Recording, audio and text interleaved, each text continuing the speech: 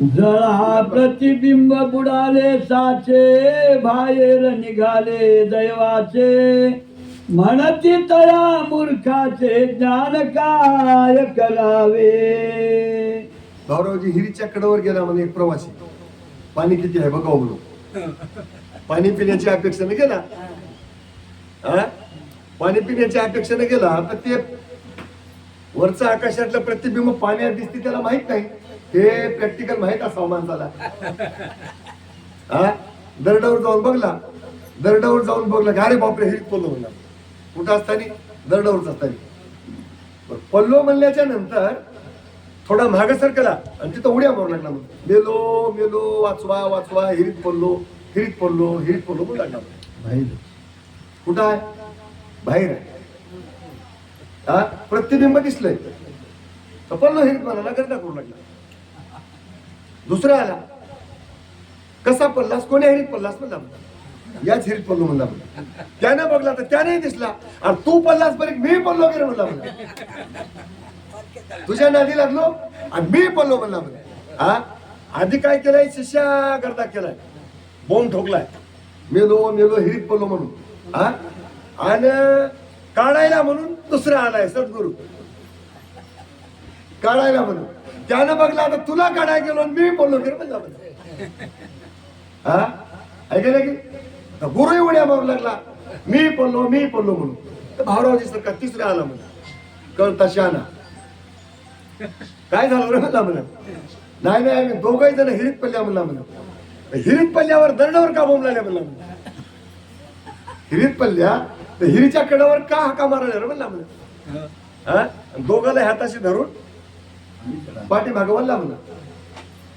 तुम्हाला भास झालाय म्हणला म्हणा त्या हिरीत पडलेला.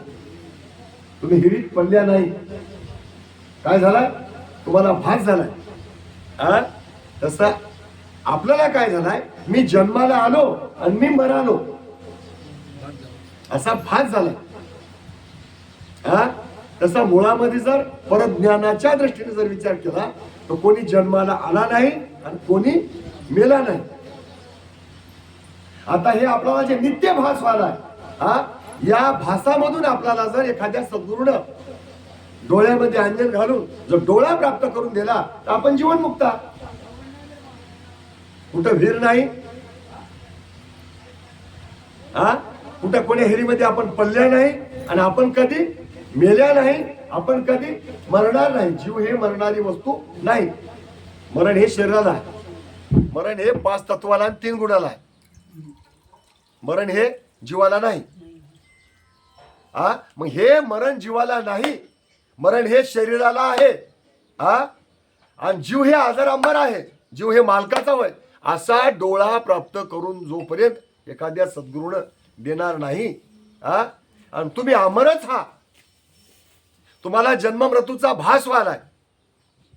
संसार खोटा होय, त्या संसाराचा तुम्हाला भास व्हायलाय. प्रपंच खोटा होय पण खरा होय म्हणून भास व्हायलाय. असा तुम्हाला जोपर्यंत कोणी सद्गुरू डोळा प्राप्त करून देणार नाही, तोपर्यंत आपला आंधळेपणा जाणार नाही असं म्हणून सांगायचं. आधी बुद्धता साच नाही, जेथे मुक्तता न पडे ठाई, हे ना घडे जेथे पाही,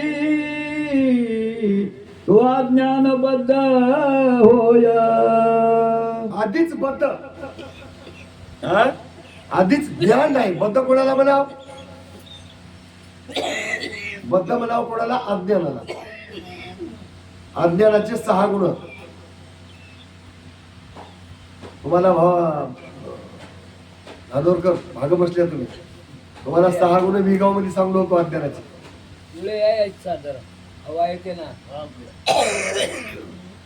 अज्ञानाचे 6 गुण सांगितलं होतं. सोपे गुण आहेत, काय अवघड नाही. माहित आहेत का स्वभाव आहे अज्ञानाचे 6 गुण? धानोरकर माहित आहे? धानोरकर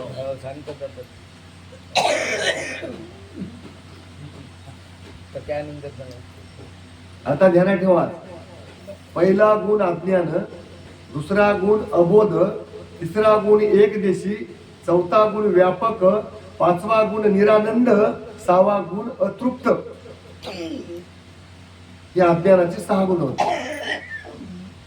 म्हणजे 6 गुण ज्याच्यापाशी परिपूर्ण राहतं त्याला काय म्हणाव? बद्ध म्हणाव.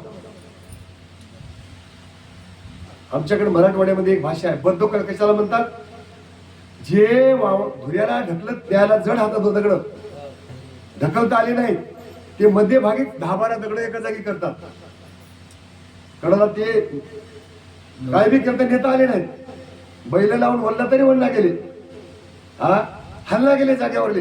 मग ते काय केले? तितक्याच रानातले दगड 10, 15, 20, 50 दगड एका जागी केले आणि सगळे एका जागी आले. त्याला काय म्हणाव? बद्ध. मराठवाड्याची भाषा आहे बद्ध. मग आधीच बद्ध. कोणी ढकलण्याचा प्रयत्न केला, ढकलला नाही. कोणी वळण्याचा प्रयत्न केला, वळला नाही. इतका जड, आधीच बद्ध. आणि त्याच्यामध्ये अज्ञान भरला. अजून साच नाही म्हणजे खरं नाही, सत्य नाही. मग तिथं मुक्तता डोळ्याच्या पुढे दिसायला मिळेल काय? त्याला मुक्त होता येईल काय? अहो, हालचाल करणारे, प्रयत्न करणारे, पोथ्या वाचिणारे, शास्त्र वाचिणारे, भजन म्हणणारे, कीर्तन करणारे, महापूजा करणारे, तीर्थयात्रा करणारे, संत महात्मे होऊन बसलेले माणसं बुडाले. आणि हे बद्ध वाचल काय? याच्या डोळ्याला मुक्तता दर्शनाला पडेल काय? भले भले पोहणारे माणसं, एखादा जोराचा लोट आला की गोची खाली. कसे गोच्या खातात भावराची माणसं सांगू तुम्हाला? खूप शहाणपणाच्या गोष्टी बोलतात, खूप अभ्यासही करतात, खूप चिंतनही करतात. आपल्यापेक्षा कितीतरी भाषेला ट्रान्सलेशन करून बोलतात. उच्चित शब्द वापरतात, मोठे दर्जेदार शब्द वापरतात, दुसऱ्याच्या मनावर परिणाम करजेसी. आणि 1000 पैसा करता भीक मागतात.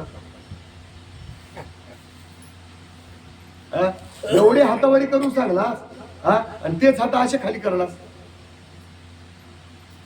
लक्षात आलं की? अजून एक गोष्ट सांगतो तुम्हाला. खूप मागून मागून मागून मागून खूप भांडवल तयार करतात शोभाबाई. परंतु दिवसभर एखाद्याच्या इथं मजुरीला जाणारी बाई, 100 रुपयाला मजुरीला जाणारी बाई, आणि त्या बाईचे सुद्धा 50 रुपये घेताना असा पुढे हात करतात. कोणाचं घ्यावा, कोणाचं घेऊ नये, का घ्यावा, का घेऊ नये, घेऊन काय करावं,